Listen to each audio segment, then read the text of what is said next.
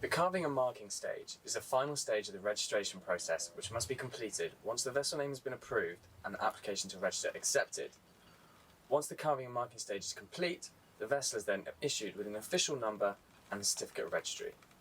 Once you reach the carving and marking stage, a document called the carving and marking note is issued. The carving and marking note confirms the vessel name, port of registry, official number, and in some cases the vessel's tonnage. The carving and marking note will also outline specific requirements in regards to how the vessel name and port of registry must appear on the vessel, and how the official number and tonnage must be inscribed within the vessel itself. Most registries require a vessel to have its vessel name and port of registry marked on the stern of the vessel in a contrasting colour to the vessel's hull. The lettering height is stipulated within the carving and marking note and is typically around 10 cm in vertical height. However, some registries, such as the UKMCA, have a 5 cm minimum. The vessel's name should appear above the port of registry, and the lettering should not be obscured by a tender or removable object. The lettering should also be fitted onto a permanent part of the stern and not onto a door or removable hatchway, which could hide the vessel's identity. The material and fixing method for the lettering is not stipulated within the carving and marking note.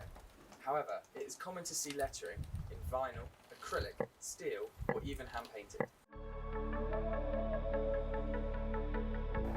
The official number and normally the tonnage must be inscribed or carved onto a plate or plaque. This plate must then be fixed inside the vessel onto a main beam or permanent part of the structure. The material used to manufacture the plate is not defined. However, we normally see these plates made out of plastic, metal, or wood. The dimensions are also not defined. However, as a minimum, we would advise using 35 cm by 10 cm. A wide photo of the vessel's transom showing the lettering for the vessel name and the port of registry. The vessel's name lettering with a ruler or tape measure alongside to clearly demonstrate compliance. A close-up photo of the port of registry lettering with a ruler or tape measure alongside to clearly demonstrate compliance. A wide photo showing the location of the installed tonnage plate. A close-up photo showing how the tonnage plate is permanently fixed in place.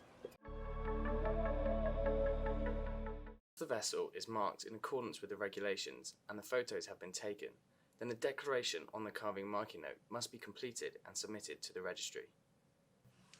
If a vessel is under 24 metres, then the declaration can be signed by either the owner, an authorised officer, or by a designated surveyor. If the vessel is over 24 metres, then the markings must be inspected by a classification society surveyor, and that surveyor must sign off the declaration and submit it via their classification society. Once the declaration and the photos are received by the registry and all is in order, then the vessel is registered and the certificate of registry is issued. As specialists in registering yachts of all sizes, we are well suited to assist with the requirements of the carving and marking stage.